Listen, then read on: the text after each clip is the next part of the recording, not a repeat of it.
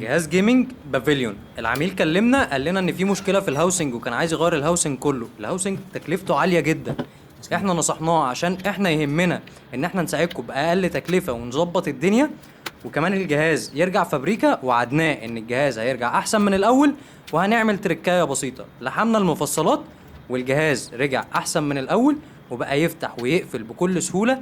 وهنشوف الفيديو دلوقتي مع بعض. واحنا بنتفرج على الفيديو يا اخواتي، نصيحه لوجه الله: لما تيجي تفتح جهازك دايما حاول تفتحه من النص، ما تفتحش من الطرف، لانك كده بتحمل على مفصله واحده. وكمان يا ريت نحافظ على الاجهزه، لان فعلا قطع الغيار بقت غاليه جدا.